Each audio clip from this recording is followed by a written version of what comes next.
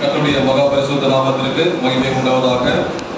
கடந்த நாள் முழுவதுமாக கனிமணி போல பாதுகாத்தார். அதற்காக கர்த்தருக்கு நன்றி செலுத்துகிறேன். போக்கில் மரத்திலும் கர்த்தருடைய கிருபை கூட இருந்தது. அதற்காக கர்த்தருக்கு நன்றி செலுத்துகிறேன். கடந்த வியாழக்கிழமை உபவாச ஆராதனை இந்த இடத்திலே ஏறெடுக்கும்படியாக அநேகர் கலந்து கொண்டு அநேகருக்காக எல்லாருக்காக ஜெபம் பண்ணும்படியாக கர்த்தர் அந்த நாளை நமக்கு பிரயோஜனப்படுத்தி கொடுத்தார். அதற்காக கர்த்தருக்கு நன்றி செலுத்துகிறேன். அநேகர் கலந்து வந்து ஜெபம் பண்ணும்படியாக கர்த்தர் கிருபை தந்தார். அதற்காக கர்த்தருக்கு நன்றி செலுத்துகிறேன். இந்த நாட்களிலே கர்த்தர் கொடுத்த வசனங்களை நாம் தியானித்து நம்முடைய ஆத்மாவிற்கு பிரயோஜனப்படுத்திக் கொள்ளுமாக நீதிமொழிகள் 27வது அதிகாரம் 9வது வசனம். நீதிமொழிகள் 27:9.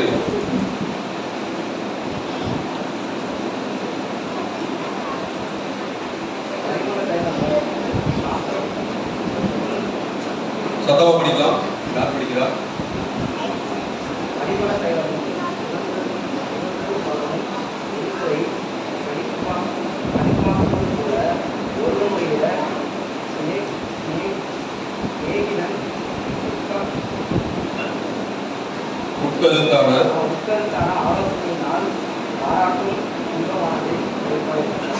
பரிமள தைலமும் சுகந்த தூபமும் இருதயத்தை களிப்பாக்குவது போல ஒருவனுடைய சிநேகிதன் உட்கருத்தான ஆலோசனையினால் பாராட்டும் இன்பமானதை களிப்பாக்கும். பாருங்க, பரிமள தைலமும் சுகந்த தூபமும் இவைகள் அதாவது எவைகளை குறிக்கிறது என்றால், அதாவது மகிழ்ச்சி மற்றும் கொண்டாட்டம் இவைகளோடு தொடர்புடையதாக இருக்கிறது. பாருங்க, தேவன் மனிதர்களை ஆசீர்வதிக்கும் போது வரக்கூடிய மகிழ்ச்சியை அதிகரிக்க, அதாவது இன்னும் மகிழ்ச்சியாக்க இவைகள் பயன்படுத்தப்பட்டன.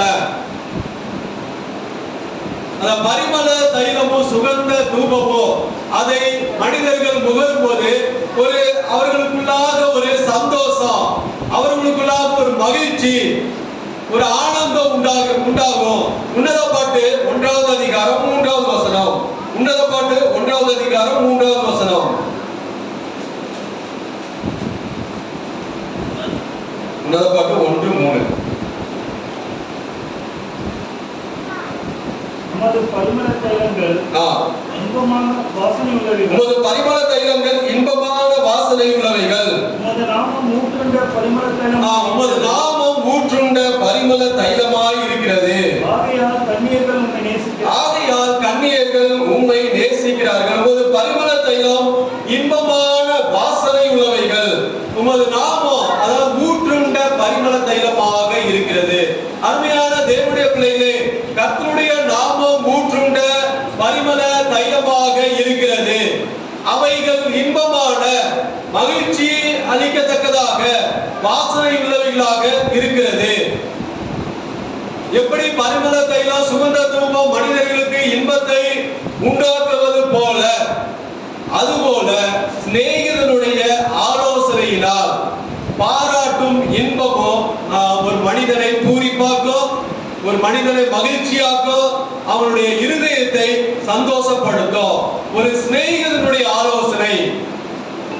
அருமையான தேவனுடைய பிள்ளைகளே, நீதிமொழிகள் 17:17. நீதிமொழிகள் 17:7. நீதிமொழிகள் 17:7.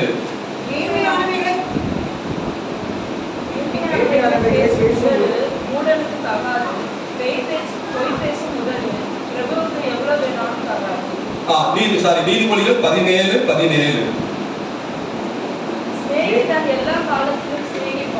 சிநேகிதன் எல்லா காலத்திலும் சிநேகிப்பான். போதும். ஒருவனுக்கு சிநேகிதன் அதாவது நண்பர்கள் இருந்தால் எல்லா காலத்திலும் அவன் சிநேகிப்பான். எல்லா காலத்திலும் என்றால் அந்த அவன் ஏழையா இருந்தாலும் சரி சிநேகிப்பான், பணக்காரனா இருந்தாலும் சிநேகிப்பான்.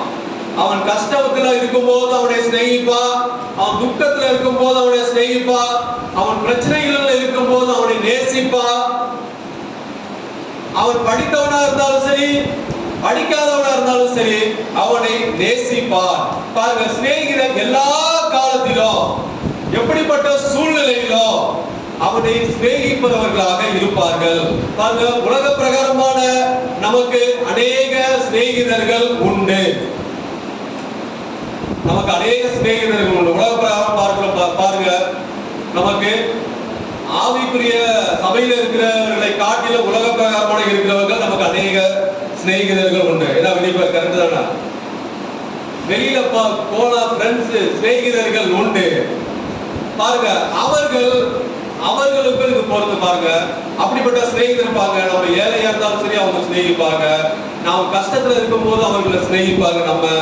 நம்ம பிரச்சனைய துக்கம் அவரிடத்துல போய் ஷேர் பண்றோம். அதாவது ஆவிக்குரிய சிநேகிதர்களை காட்டிலும் உலக பிரகாரமான சிநேகிதர்கள் நம்ம அவங்களிடத்துல நம்ம ஷேர் பண்றோம்.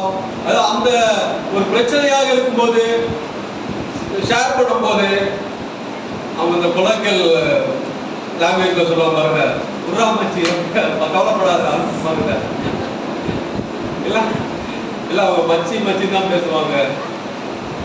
நான் சென்னைக்கு 97 வந்தப்ப திருச்சியில வந்தப்ப ஹாஸ்டல்ல நம்ம சென்னை நகர்ல தங்கியிருந்தேன்.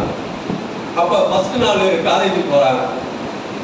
எவ்வளவு பார்த்தாலும் வாடா மச்சி, இங்க வாடா என்னடா மச்சிங்கிறாங்க. அப்ப ஒண்ணுமே புரியல எனக்கு. நான் ஆரம்பத்துல வந்து ரொம்ப கோவப்பட்டேன், இது யாரா இது மச்சாங்கிறது அப்படின்ட்டு. அப்புறம் போக அப்படிதான் தூக்கம் சென்னையில இருக்கிறவங்க போல அப்படின்னு. இப்ப அப்படிதான் நம்ம உலக சிநேகிதர்கள், உலக பிரகாரமான அநேக சிநேகிதர்கள் நமக்கு உண்டு. அவர்களிடத்துல நாம காரியத்தை சொல்லும் போது, ஏதாவது ஒரு பிரச்சனைகளை சொல்லும் போது அவர்கள் நம்மை ஆறுதல் படுத்துவார்கள். அவர்களும் உண்டு.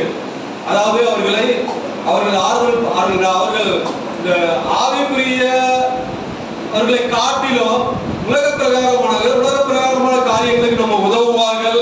பிரச்சனையிலிருந்து அவர்கள் எந்த பிரச்சனை பார்த்து கொள்ளலாம் என்று சொல்லுவார்கள். ஆலோசனை. ஆனால் ஆவிக்குரியவர்களாக நமக்கு நம்மை அன்பு செலுத்துகிற, நம்மை தூக்கி விடுகிற, அதாவது பாவத்திலிருந்து தூக்கி விடுகிற, நமக்கு ஆலோசனை சொல்லுகிற, நமக்கு பரலோகத்திற்கு அழைத்து செல்லுகிற சிநேகிதர்கள் நமக்கு வேண்டும். ஹல்லேலூயா.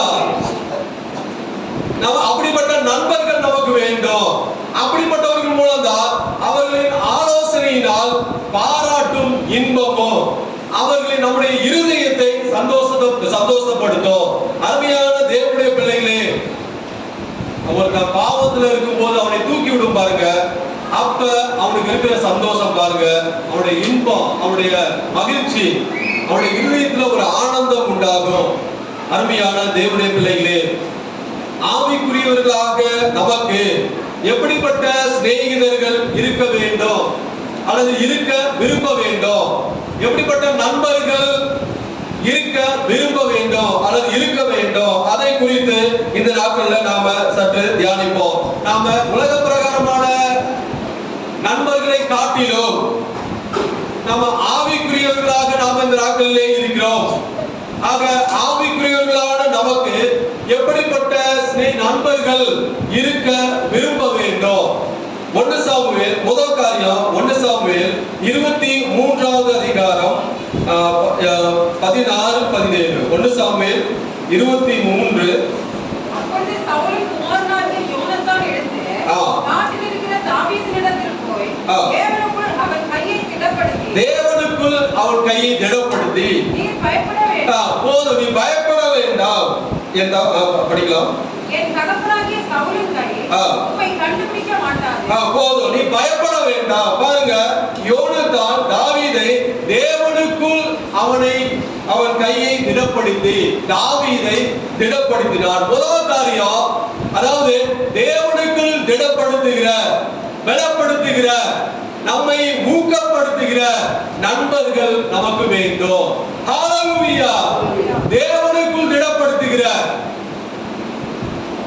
பாருங்க, யோனத்தான் தாவீது அங்கே இங்கே அலைந்து கொண்டே இருந்தார். அதாவது ஒரு இடத்துல இல்ல, அவனுடைய உயிருக்கு ஆபத்து வருகிறது என்று நினைத்து அவன் இங்க போறான் அங்க போறான் சுத்தி கொண்டே இருந்தான். அவனுக்கு ஒரு கட்டத்துல அவனுக்கு சோர்ந்து விட்டான் தாவீது. சோர்ந்து என்னடா வாழ்க்கை அப்படி என்ற நிலைமைக்கு, ஏனென்றால் நம்மை ஆளுகிற ராஜாவே நம்மை கொலை செய்யும்படியாக நம்மை திட்டம் தீட்டுகிறார் என்று ஒரு கட்டத்தில் அவன் சோர்ந்து போனான். அந்த சோர்வை அத உண்மையான நண்பன் யோனத்தான் கண்டு தாவீதை தேவனுக்குள் திடப்படுத்தினார். ஹல்லேலூயா! அவனை பலப்படுத்துகிறார், அவனை ஊக்கப்படுத்துகிறார். பாருங்க, நீ பயப்படாத, நீ பயப்பட வேண்டாம். எங்க அப்பா சவுல் அவன் உன்னை கொல்ல திட்டம் தீட்டுகிறான், அவருக்கு நீ பயப்பட வேண்டாம். ஏனென்றால் தேவனுடைய சித்தத்தை யோனத்தான் அவன் முன்பாகவே அறிந்து கொண்டார். தாவீது தான் எங்க அப்பாவுக்கு பிறகு இஸ்ரவேலின் ராஜாவாக போகிறார் என்று தேவனுடைய சித்தத்தை யோனத்தானோ அறிந்து கொண்டார். தாவீது மாத்திரமல்ல, அவனுடைய நண்பனாகிய அவனுடைய சிநேகிதனாகிய யோனத்தான் அறிந்து கொண்டது நிமித்தமாக அவனை தாவீதை தேவனுக்கும் திடப்படுத்துகிறார். ஹல்லேலூயா! நீ பயப்படாத. எப்படி திடப்படுத்துகிறா பாருங்க, பயப்படாத. யாரை கண்டோம், என்னுடைய அப்பாவே வந்தாலும் நீ பயப்படாத, உன்னுடைய தேவன் உன்னோடு இருக்கிறார். இந்த நாட்கள்ல நம்மை இப்படி தேவனுக்குள் திடப்படுத்துகிற பலப்படுத்துகிற நண்பர்கள் இருக்கிறார்களா என்று நாம் சிந்தித்து பார்க்க வேண்டும். அப்படிப்பட்ட நண்பர்கள் இன்னைக்கு நமக்கு தேவை. இப்படிப்பட்ட நண்பர்கள் இருக்க வேண்டும் என்று நாம விரும்ப வேண்டும். பாருங்க, அந்த யோனத்தானிடத்துல பொறாமை இல்ல.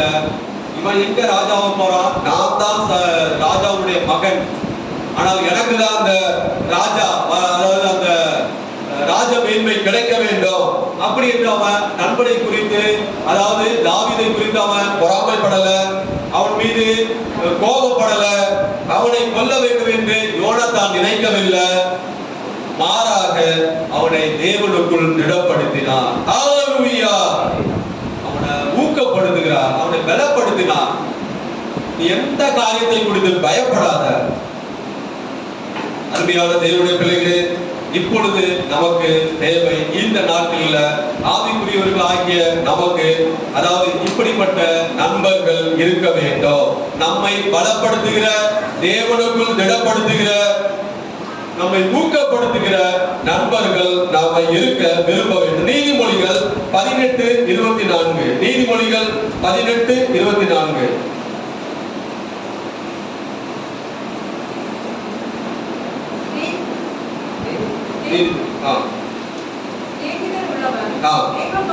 சிநேகிதர் உள்ளவர் சிநேகம் பாராட்ட வேண்டும். பாருங்க, சிநேகிதர் உள்ளவர், யாருக்கெல்லாம் சிநேகிதர்கள் நண்பர்கள் இருக்கிறார்களோ அவர்கள் எல்லாரும் அதாவது நண்பர்கள் மீது சிநேகம் பாராட்ட வேண்டும். காரியத்திற்காக இந்த நாட்கள்ல பாருங்க, அநேக உலக பிரகாரம் நண்பர்கள் பாருங்க காரியத்திற்காக சிநேகம் பாராட்டுவார்கள். அதாவது நம்ம இடத்துல பணம் இருந்தா நம்ம இடத்துல அநேக ஃப்ரெண்ட்ஸ் சேருவாங்க. பணம் இல்ல அப்படி என்று தெரிந்தா அந்த ஃப்ரெண்ட்ஸ் நம்ம விட்டு போய் விடுவார்கள். அருமையான தேவனுடைய பிள்ளைகளே, நமக்கு சிநேகிதர்கள் இருக்கிறார்கள் என்றால் அவர்கள் நம் மீது உண்மையாக சிநேகம் பாராட்ட வேண்டும், உண்மையாக நம் மீது அன்பு செலுத்த வேண்டும். ஹல்லேலூயா! நம் மீது ஆவிக்குரிய பிரகாரமாக சிநேகம் பாராட்டக்கூடிய நண்பர்கள் வேண்டும், மாம்ச பிரகாரமாக அல்ல. இந்த நாட்கள்ல மாம்ச பிரகாரமாக அநேக சிநேகிதர்கள் நம்முடைய வசதியை பார்த்து, நம்முடைய பணத்தை பார்த்து, நம்முடைய படிப்பை பார்த்து சிநேகம் பாராட்டுவார்கள். அப்படிப்பட்ட சிநேகிதர்கள் நமக்கு இருக்கக்கூடாது. நம்மீது ஆவிக்குரிய பிரகாரமாக சிநேகம் பாராட்டக்கூடிய சிநேகிதர்கள் நண்பர்கள் வேண்டும். ஹல்லேலூயா! அவர்கள் தான் நம்மை பலப்படுத்துவார்கள். பயப்படாத, எதை குறித்து பயப்படாத. அவர்கள் தான் நம்மை தேவனுக்குள் திடப்படுத்துவார்கள். அருமையான தேவனுடைய பிள்ளைகளே, இந்த நாட்களில் நம்மை தேவனுக்குள்ளாக திடப்படுத்தக்கூடிய நண்பர்கள் நமக்கு வேண்டும். அந்த யோனத்தானை போல நாட்களை பாருங்க, உலகப்பிரகாரமான எல்லாருக்கும் இது தெரிந்த காரியம் தான். நம்ம இடத்துல பணம், நம்ம இடத்துல பாக்கெட் மணி நிறைய இருந்துச்சுன்னா நம்ம சுத்தி ஒரு கூட்டமே இருக்கும். அதுக்கு உதாரணம், கெட்ட குமாரன். அவனை சுத்தி பணம் நிறைய இருந்தப்ப அவனை சுத்தி கூட்டமே இருந்தது. ஆனா பணம் செலவழிய நண்பர்கள் அவனை விட்டு போய்விட்டார்கள். இதுதான் உலக பிரகாரமான நண்பர்கள். இப்படிப்பட்ட நண்பர்கள், அதாவது நண்பர்கள், உலக பிரகாரமான நண்பர்கள் நமக்கு தேவையில்லைன்னு சொல்லல. அது அப்படியே அடியோடு அப்படியே நான் சொல்ல வரலை. நமக்கு அவர்கள் தேவை. அவர்கள் நம்மை தேவனுக்குள்ளாக திடப்படுத்துகிறார்களா? பாருங்க, இந்த தேவனுக்குள்ளாக திடப்படுத்துகிறது எப்படின்னா, இப்ப நீங்க போய் உலக பிரகாரம் நண்பர்கள்ட்ட போய், இல்ல நான் ஞாயிற்றுக்கிழமை நான் ஆராதனைக்கு போறேன்னு சொல்லி பாருங்க, இவனுக்கு மேல வேலையே கிடையாதுடா, எப்ப பார்த்தாலும் ஆராதனை இருக்கு அப்படி என்று சொல்வார்கள். அருமையான தேவனுடைய பிள்ளைகளே, தேவனுக்குள் பலப்படுத்துகிற சிநேகிதர்கள் இந்த நாட்களிலே நமக்கு இருக்க விரும்ப வேண்டும். இரண்டாவது காரியம், யாத்திராகமம் 4வது அதிகாரம் 15-16. யாத்திராகமம் 4வது அதிகாரம் 15-16.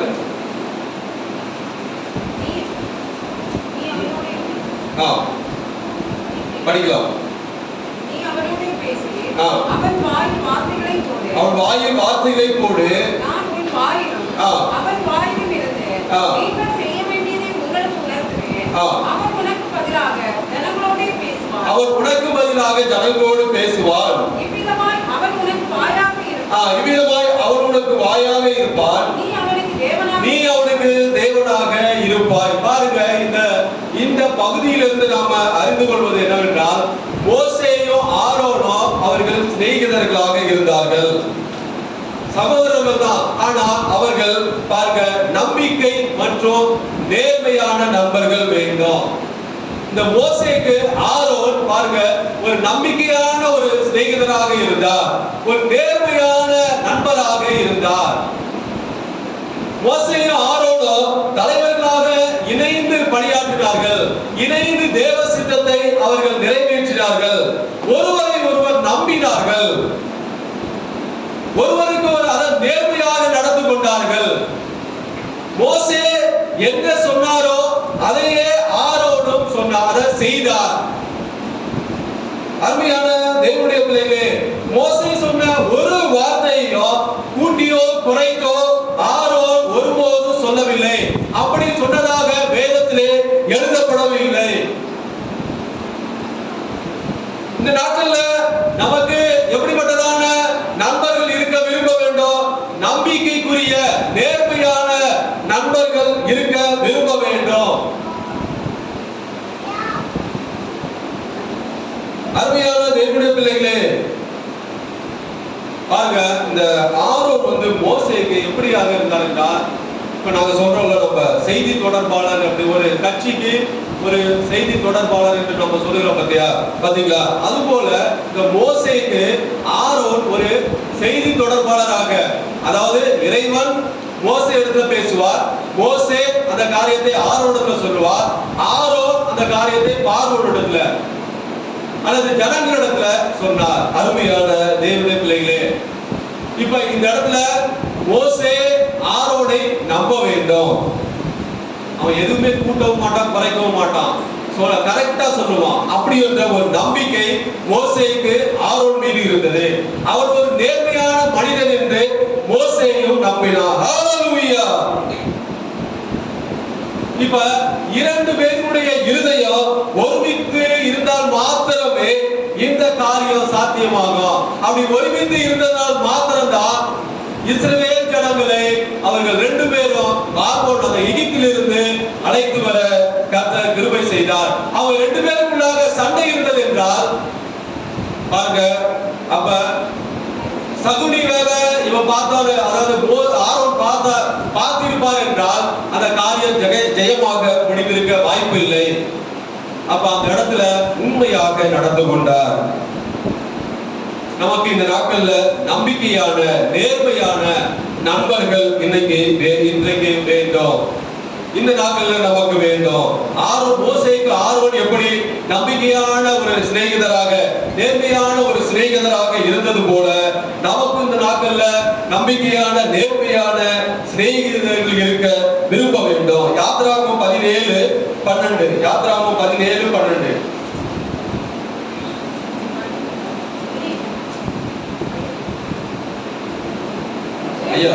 படிங்க படிங்கயா. எடுத்து வச்சுட்டு அப்படியே உட்கார்ந்துருக்க. மோசேயின் கைகள் அசந்து போயிற்று. அப்பொழுது அவர்கள் ஒரு கல்லை கொண்டு வந்து அவன் கீழே வைத்தார்கள். அதின் மேல் உட்கார்ந்தார். ஆரோனும் ஊரும் ஒருவன் ஒரு பக்கத்திலும் ஒருவன் மறுபக்கத்திலும் இருந்து அவன் கைகளை தாங்கினார்கள்.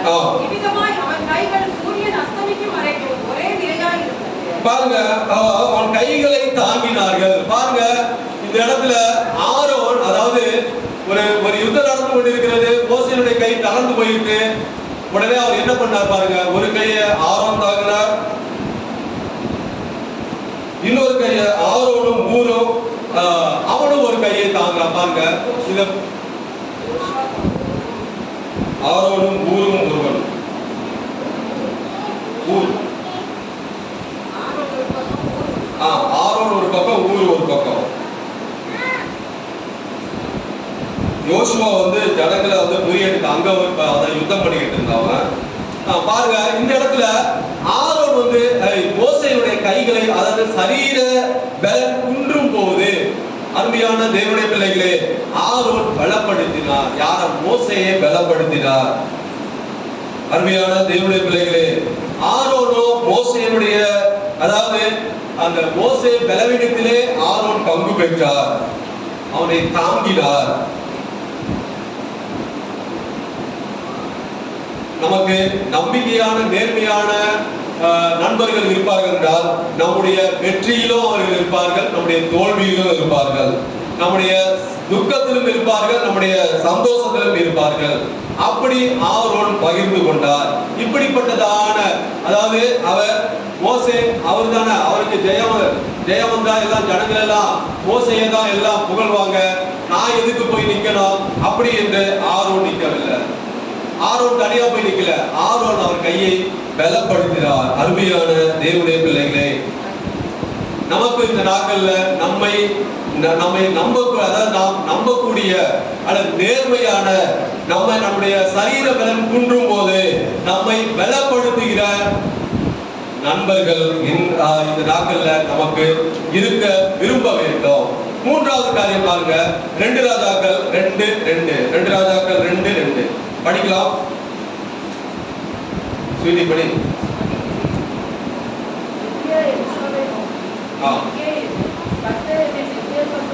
அனுப்பினார் என்றார். அதற்கு எலிசா, நான் உன்னை பிடிக்கிறதில்லை என்று கர்த்தரின் ஜீவனை உன்னுடைய ஜீவனையும் கொண்டு சொல்கிறேன் என்றார். அப்படியே இருவரும் பெத்தேலுக்கு போனார்கள்.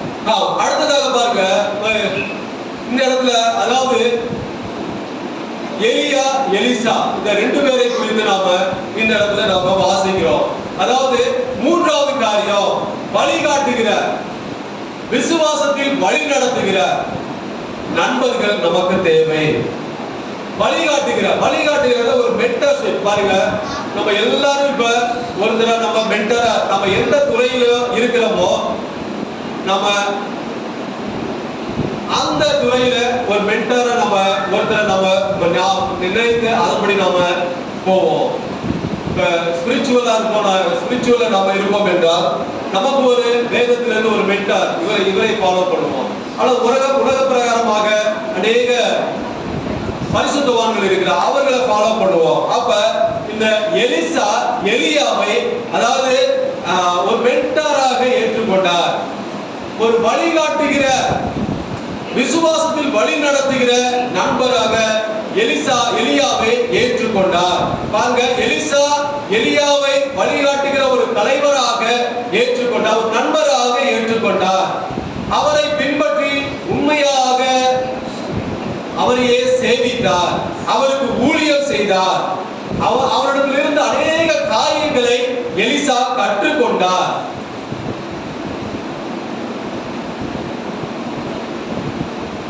எலியாவிற்கு பின்பு இந்த எலிசா, அதாவது அவருடைய ஊழியத்தை உண்மையாக தொடர விரும்பினார்.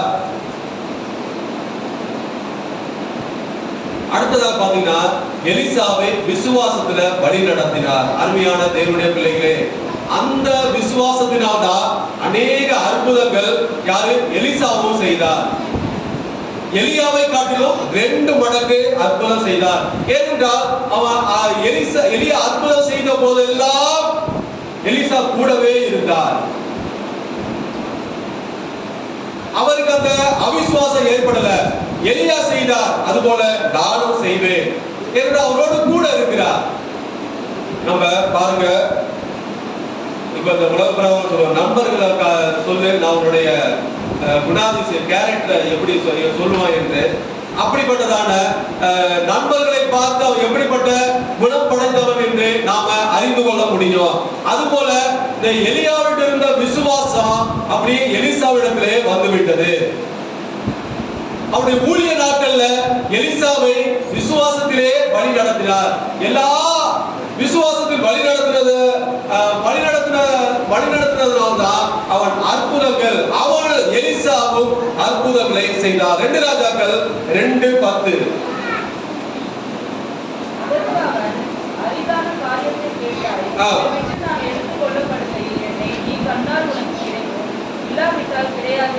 நீ அரிதான காரியத்தை கேட்டா பாருங்க. நீங்க ஒரு ஒரு ஒரு ஊழியக்காரர், எலியா ஒரு ஊழியக்காரர், அவருடைய அசிஸ்டன்ட் தான் எலிசா. ரெட்டிப்பான வரம் கிடைக்க வேண்டும் என்று கேட்கிறார். ஆனா நீ என்ன ரொம்ப அரிதான காரியத்தை கேட்ட அப்படி என்று அதுக்கு ஒரு சொல்யூஷன் சொல்லுகிறார், அது தீர்வையும் சொல்லுகிறார். நீ இப்படி இருந்தா நீ இதை பெற்றுக்கொள்ளலாம். ஆனா இந்த நாட்கள்ல பாருங்க, எந்த ஊழியக்காரராச்சும் அதாவது வரத்தை பெற்றுக்கொள்ள அதை பகிர்ந்து கொடுக்கிறது இந்த நாட்கள்ல குறைந்து காணப்படுகிறது. ஏனென்றால் அந்த வரம் வந்துச்சுன்னா ஐயோ நமக்கு மேல போய் விடுவாரோ, நம்மை காட்டிலும் அப்படி என்று ஒரு நண்பர்கள் இந்த அநேகர் இப்படிதான் இருக்கிறார்கள், அநேக ஊழியக்காரர்கள் இப்படிதான் இருக்கிறார்கள். அப்படி நாம இருக்கக்கூடாது. பாருங்க, ரெட்டிப்பான ஆவியின் வரத்தை எப்படி பெற்றுக்கொள்ள வேண்டும், அதனுடைய தீர்வையும் ஆலோசனை சொல்லுகிறார். அதுல அவர்கிட்ட பொறாமை இல்லை. எந்த காட்டுல 2 மடங்கு பண்ணுவியா, நீ அவ்வளவு பெரிய ஆளாகிட்டியா, நீ என்ன அவ்வளவு பெரிய பரிசுத்தவானாகிட்டியா அப்படி என்று எலியா சொல்லல. அதற்கு மாறாக என்ன சொல்லுகிறார், ஒரு ஆலோசனை கொடுக்கிறார். பாருங்க, பொறாமை இல்லை, அந்த இடத்துல கோபப்படாம அதற்கு ஒரு தீர்வை, ஒரு ஆலோசனை கொடுக்கிறார்.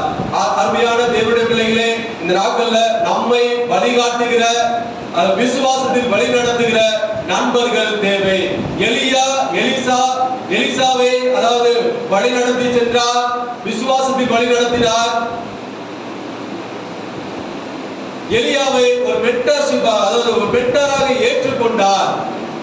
அருமையான தேவனுடைய பிள்ளைகளே, நமக்கு இருக்கிற நண்பர்கள் நம்மை வழிகாட்டுகிற, அதாவது அவரை ஒரு ரோல் மாடலாக ஏற்றுக்கொள்கிற நண்பர்கள் வேண்டும். நம்மை விசுவாசத்தில் வழி நடத்துகிற நண்பர்கள் இந்த நாட்களில் நமக்கு வேண்டும். 4வது காரியம் 1 தீமோத்தேயு 1:2. 1 தீமோத்தேயு 1:2. 1 தீமோத்தேயு 1:2. விசுவாசத்தில் உத்தம குமாரனாகிய தீமோத்தேயுவுக்கு எழுதுகிறதாவது, நம்முடைய பிதாவாகிய தேவனாலும் நம்முடைய கர்த்தராகிய கிறிஸ்து இயேசுவினாலும் கிருபையும் இரக்கமும் சமாதானமும் உண்டாவதாக. விசுவாசத்தில் உத்தம குமாரனாகிய தீமோத்தேயுக்கு பாருங்க, 4வது காரியம் இங்க பவுல் தீமோத்தேயு 2 பேரை குறித்து எழுதப்பட்டிருக்கிறது. அதாவது நமக்கு இந்த நாட்கள்ல தேவ ஆலோசனை கொடுக்கிற மற்றும் ஆவிக்குரிய பாதையில் நடத்துகிற நண்பர்கள் வேண்டும். அவர்கள் நண்பர்களாக இருக்கலாம் அல்லது ஊழியக்காரராக கூட இருக்கலாம்.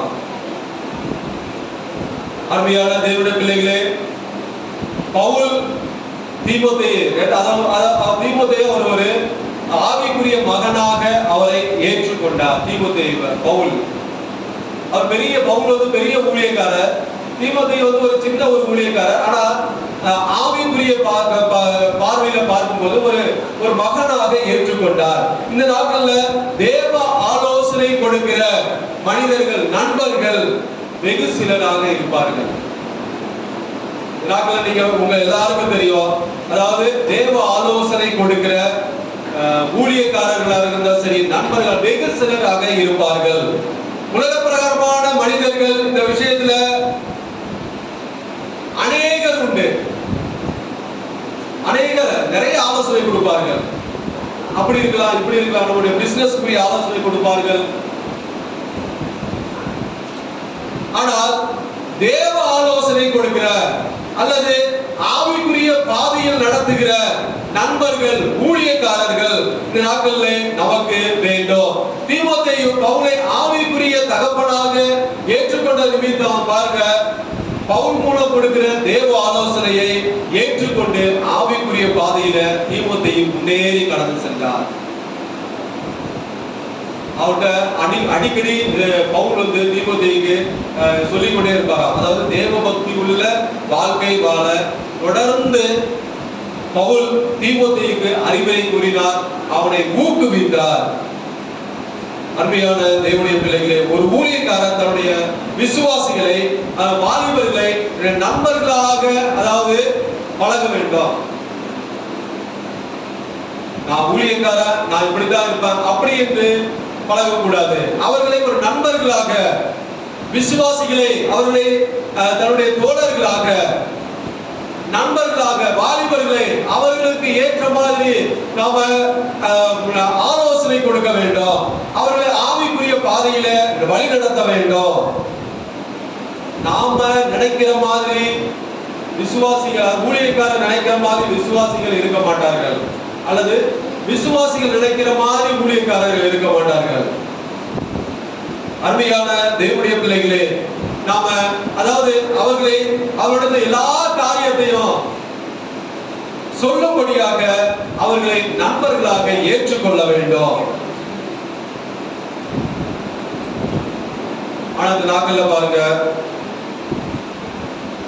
யார்கிட்ட என்ன சொல்லணும், நமக்கு நம்ம சொன்னா அது ரெண்டா போயிடும். யாரை நம்புறது, இந்த காலகட்டத்துல யாரை நம்புறது என்று தெரியாது. இப்பொழுது சொல்ற எல்லாத்தையும் கேட்டுக்கொண்டு பின்னாட்கள் ஏதாவது அப்படி என்ற எல்லாருக்கும் ஒரு சந்தேகம், அதாவது ஒரு சந்தேகம் இருக்கதான் செய்கிறது. அருமையான தேவனுடைய பிள்ளைகளே, வாலிபர்களை அவர்களை வழிநடத்துகிற நேரத்துல சரியாக வழிநடத்தணும். எடுத்தோடனே அவன்கிட்ட போய் அப்படி இருக்குது இப்படி இருக்குது என்ன பரிசுத்தம் அப்படி நம்ம சொன்னோம்னா அவர்கள் நம்மை, அதாவது ஊழியக்காரரை ஒரு நண்பராக ஏற்றுக்கொள்ள மாட்டார்கள். ஒரு டிஸ்டன்ஸ்லயே வச்சிருப்பாங்க. இங்க வந்தாங்கன்னா அப்படியே அவரை அங்க பார்த்தா அப்படியே அந்த இந்த தெருவில் வந்தாங்கன்னா அந்த தெருவுக்கு ஒழிச்சிருவாங்க. ஐயோ இவனை பார்த்தா போகுது அப்படின்னு போச்சு. ஆனா அப்படி இருக்கக்கூடாது. அவர்களிடத்துல ஊழியக்காரர், அதாவது விசுவாசிகளாக இருந்தாலும் சரி, வாலிபர்களாக இருந்தாலும் சரி, அவர்களிடத்துல ஒரு நண்பர்களாக ஊழியக்காரரை நீங்கள் ஏற்றுக்கொள்ள வேண்டும்.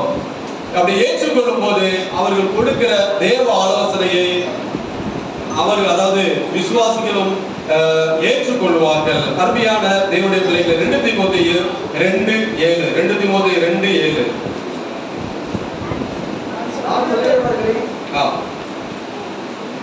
நான் சொல்லுகிறவர்களை சிந்திக்கொள், கர்த்தர் எல்லா காரியங்களிலும் உங்களுக்கு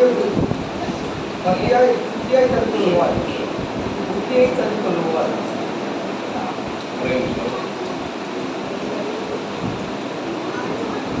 படிக்கலாம். நான் சொல்லுகிறவர்களை சிந்திக்கொள், நான் சொல்லுகிறவர்களை சிந்தித்துக்கொள், கர்த்தர் எல்லா காரியங்களிலும் உனக்கு புத்தியை தந்தருள்வார். அவ்வப்போது பவுல் தீமோத்தேயுக்கு ஆலோசனை கொடுத்து கொண்டே இருக்கிறார். அதாவது நான் சொல்லுகிறதை சிந்தித்துக்கொள், கர்த்தர் எல்லா காரியங்களும் உனக்கு புத்தியை தந்தருள்வார்.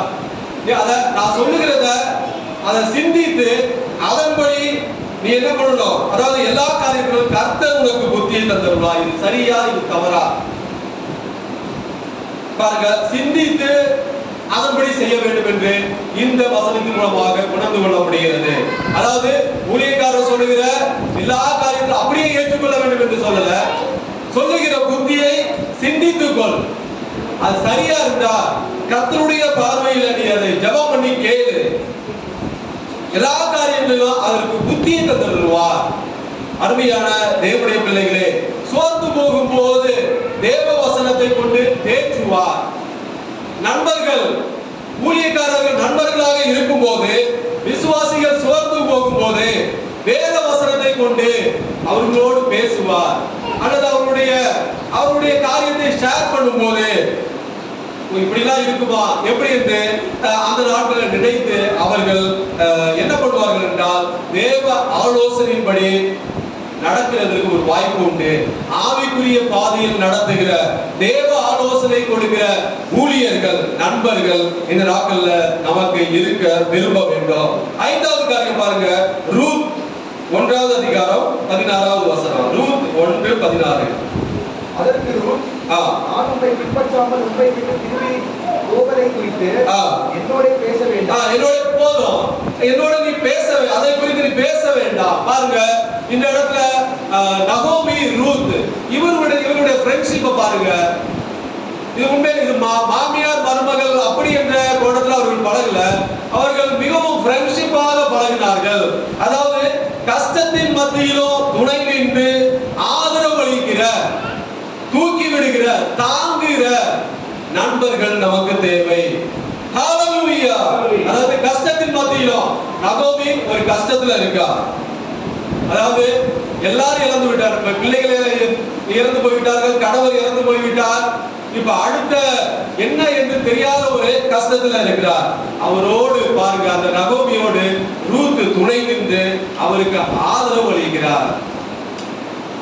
அவரை பாருங்க, அந்த நகோமியை தூக்கி விடுங்க. யார்? ரூத் தான் தூக்கி விடுங்க. அவரோடு கூட இருந்த நிமித்தமாக 2 பேரும், அதாவது நகோமி, அதாவது ரூத் நகோமியை தாங்கினார். ஏன்னா அவருக்கு நகோமிக்கு வயதாகிவிட்டது. அந்த கஷ்டத்தின் மத்தியில அப்படியே விட்டுட்டு ரூத் போகல, அவளோடு துணை நின்று ஆதரவு அளித்தார். இந்த நாட்கள்ல கஷ்டத்தின் மத்தியிலும் துணை நின்று ஆதரவு அளிக்கிற, தாங்குகிற நண்பர்கள் நமக்கு தேவை. ஹalleluya.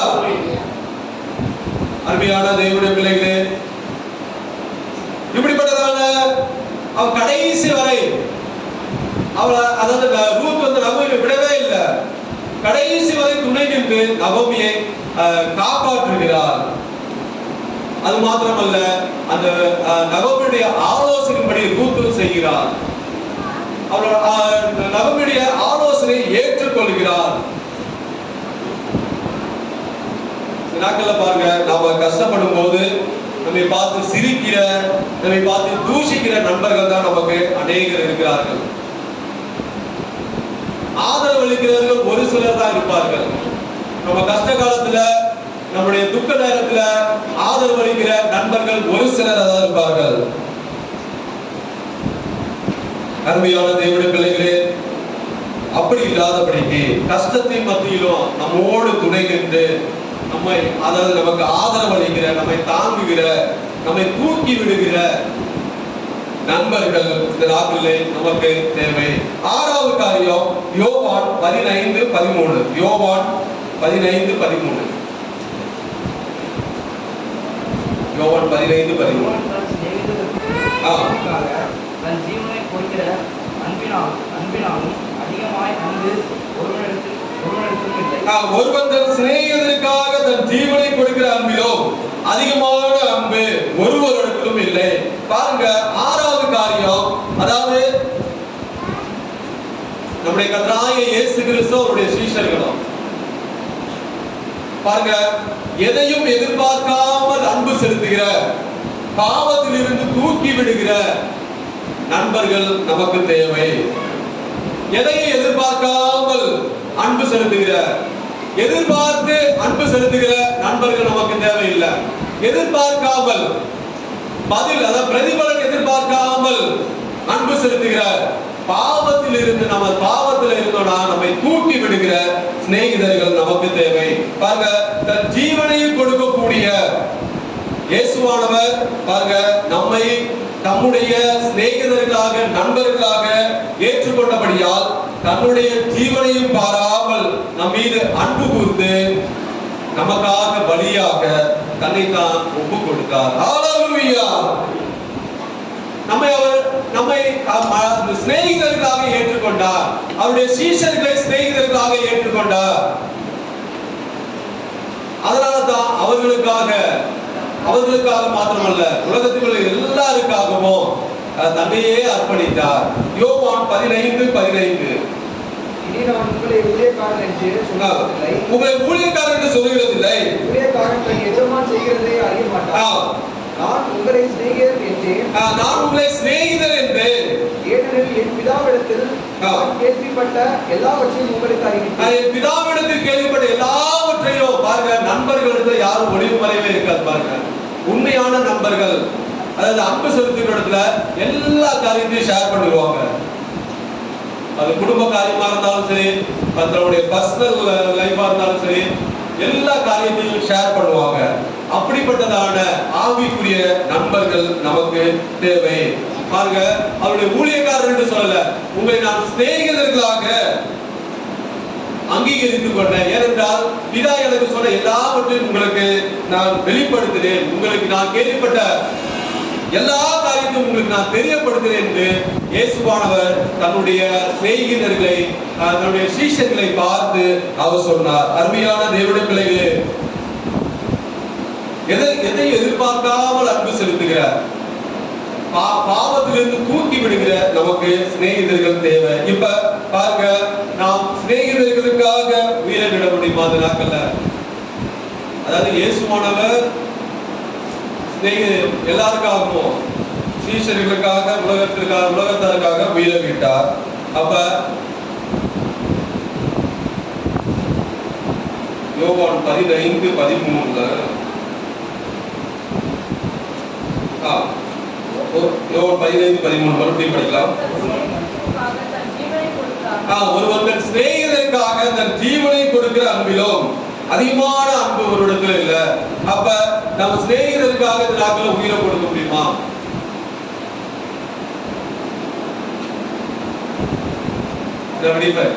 கொடுக்க முடியாது.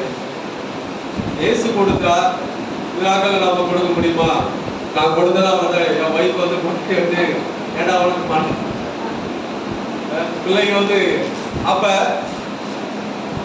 இயேசுவுக்காக உயிர் விடலாம், ரத்த சாட்சியாக மறிக்கலாம். ஆனா ஒரு நண்பருக்காக நாம உயிரை விட முடியுமா?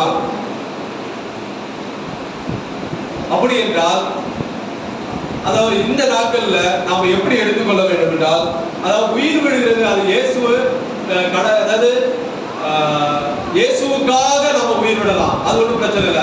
அதாவது அவருக்காக அநேக ரத்த சாட்சிகளாக மறித்தார்கள். ஆனால் நாம் சிநேகிக்கிற நண்பருக்காக உயிர் விடுவது, அதாவது ஒருவன் தன் சிநேகிதருக்காக தன் ஜீவனை கொடுக்கிற அன்பிலோ, அதுக்காக போய் நான் என்னுடைய சிநேகிதர் அன்பு செலுத்துகிறேன் சொல்லி அவனுக்காக போய் உயிர் விடுறது அப்படி அல்ல. பாருங்க, இதனுடைய ஆவிக்குரிய அர்த்தம், அதாவது பாவத்தில் மூழ்கி கிடக்கிற, வாழ்கிற, பாவத்திலே கிடக்கிற நண்பர்களை தூக்கி எடுப்பது. ஹல்லேலூயா!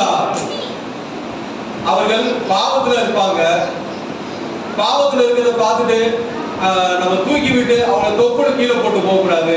அவர்களை தூக்கி விடுவது, அவர்களிடம் அன்பு காட்டுவது, அவர்களை வெறுக்காமல் அரவணைப்பது, இதுதான் தன்னுடைய, அதாவது சிநேகிதர்களுக்காக தன் ஜீவனை கொடுக்கிற அன்பிலும் அதிகமான அன்பு ஒருவரிடத்திலும் இல்லை.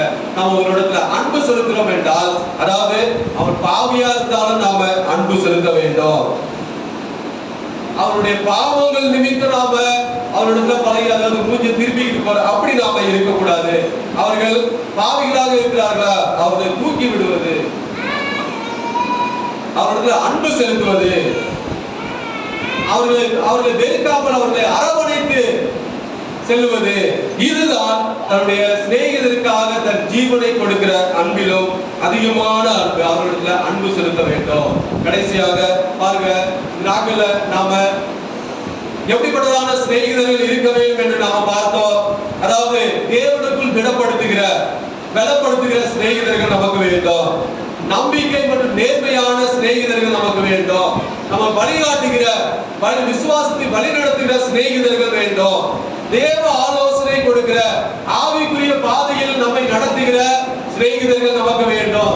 கஷ்டத்தின் மத்தியிலும் துணை நின்று ஆதரவு அளிக்கிற, அவர்களை தூக்கி விடுகிற சிநேகிதர்கள் நமக்கு வேண்டும். எதையும் எதிர்பார்க்காமல் அன்பு செலுத்துகிற, பாவத்தில் இருந்து அவர்களை தூக்கி விடுகிற சிநேகிதர்கள் நமக்கு வேண்டும். அப்ப எப்படி நண்பர்களை தெரிந்து கொள்வது? இப்ப எப்படி நண்பர்கள் எப்படி நாம தெரிந்து கொள்வது பாருங்க. ஆமோஸ் 3:3 ஆமோஸ் 3:3 ஒருமனப்பட்டு படிக்கலாம். 2 பேர் ஒருமனப்பட்டு இருந்தால் ஒழிய ஒருமித்து நடந்து போவார்களோ? 2 பேர் ஒருமனப்பட்டு இருந்தால் ஒழிய ஒருமித்து நடந்து போவார்களோ? பாருங்க, எப்படி நண்பர்களை தெரிந்து கொள்வது? 2 பேருக்கும் ஒரு மனம் இருக்க வேண்டும் எல்லா செயல்களிலும். அப்பொழுதுதான் ஒருமித்து ஒரே சிந்தையோடு அவர்களோடு பயணிக்க முடியும். 2 பேர் ஒருமனப்பட்டிருந்தால் ஒழிய, உங்களுடைய சிநேகிதர்கள் உங்களோடு ஒருமனப்பட்டிருந்தால் ஒழிய நீங்கள் அவர்களோடு பயணிக்க முடியாது. பாருங்க, எல்லாரும் ஒருமனப்பட்டிருப்பாங்க, சிநேகிதர்கள் ஒரே மனமா இருப்பாங்க. ஆனா ஒரு விஷயத்துல அவர்கள் மாறுபாடா இருந்தாலும் 2 பேருக்கு சண்டை வரும்.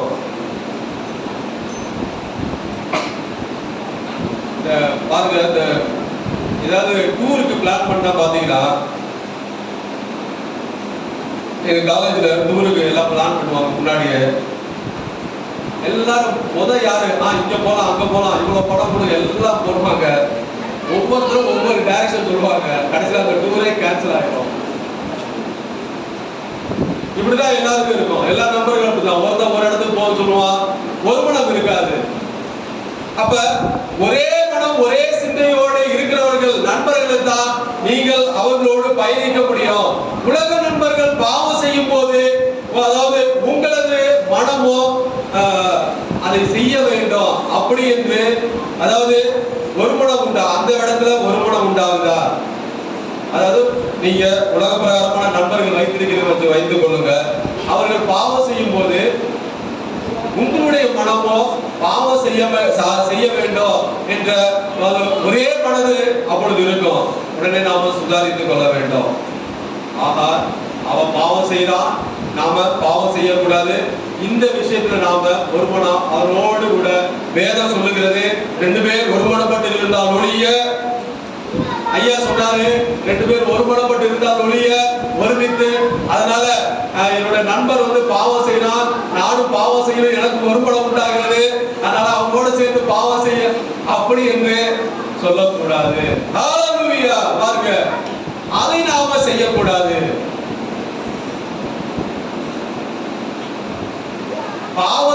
பாவத்துல ஒருமனம் உண்டானால் அவனிடத்திலிருந்து நாம விலக வேண்டும். அப்படிப்பட்ட நண்பர்களிடத்திலிருந்து நாம விலக வேண்டும். நம்மை பாவத்திற்குள்ளாக கொண்டு சென்று விடுவான். அருமையான தேவனுடைய பிள்ளைகளே, பாருங்க, 2 பேர் ஒருமுகப்பட்டிருந்தால் ஒழிய உங்களுடைய மனம் ஒரே சிந்தையோடு, ஆவிக்குரியவர்களாகிய நமக்கு ஆவிக்குரிய சிந்தையோடு கூட நண்பர்கள் நமக்கு வேண்டும். அவர்கள் நம்மோடு கூட ஒரே ஏர்போர்ட்ல பயணிக்கிறவர்களாக இருக்க வேண்டும். அப்படிப்பட்டவர்களோடு தான் நம்ம பயணிக்கும் போது, பிரயாணம் பண்ணும் போது அவர்களுடைய சிந்தையும் நம்முடைய சிந்தை, அதாவது 2 பேர் ஆவிக்குரியவர்களாக சிந்தை உள்ளவர்களாக இருக்க வேண்டும். பாவத்திற்கு ஒரு படம் வந்தால் அவனை விட்டு, அந்த நண்பர்களை விட்டு விலக வேண்டும். அருமையான தேவனுடைய பிள்ளைகளே, நமக்கு இந்த நாட்கள்ல எப்படிப்பட்டதான சிநேகிதர்கள் இருக்கிறார்கள் என்று நாம சற்று சிந்திக்க வேண்டும். அதாவது நம்மை பாவம் செய்ய வைக்கிற சிநேகிதர்கள் இருந்தால் நாம அவரிடத்திலிருந்து விலக வேண்டும். நம்ம ஏனென்றால் நாம ஆவிக்குரியவர்களாக இருக்கிறோம். நம்மை ஆவிக்குரியவர்களாக இறைவன் நம்மை முன்குறித்திருக்கிறார். ஆகவே தேவனுக்குள் பலப்படுத்துகிற நண்பர்கள் இருக்க விரும்ப வேண்டும். நம்பிக்கை மற்றும் நேர்மையான நண்பர்கள் இருக்க நீங்கள் விரும்ப வேண்டும். வழி நடத்துகிற, விசுவாசத்தில் வழி நடத்துகிற நண்பர்கள் உங்களுக்கு இருக்க விரும்ப வேண்டும். தேவ ஆலோசனை கொடுக்கிற, ஆவிக்குரிய பாதையில் நடத்துகிற நண்பர்கள், ஊழியக்காரர்கள் உங்களுக்கு வேண்டும். கஷ்டத்தின் மத்தியிலும் துணை நின்று ஆதரவளிக்கிற நண்பர்கள் உங்களுக்கு வேண்டும். எதை எதிர்பார்க்காமல் பாவத்தில் இருந்து, ஒரு பாவத்தில் இருக்கானா அவனை தூக்கி எடுக்கிற நண்பர்கள் இந்த நாட்கள்ல நமக்கு வேண்டும். இப்படிப்பட்டதான நண்பர்களை நாம அதிகம் சம்பாதித்துக் கொள்வோமாக. உலக சிநேகிதர்களை சம்பாதிப்பதை பார்க்கிறோம். இப்படிப்பட்டதான நண்பர்களை நாம சம்பாதித்து அவர்களோடு சிநேகம் வைக்கும் போது ஒரே சிந்தையோடு ஒரே மனதோடு நாம அவர்களோடு பயணிக்கும் போது நமக்கு நித்திய ஜீவனை இறைவன் கொடுப்பார். கர்த்தர் இந்த வார்த்தைகளை ஆசீர்வதிப்பாராக. ஆமென். அல்லேலூயா. சோதர சோதர சோதர சோதர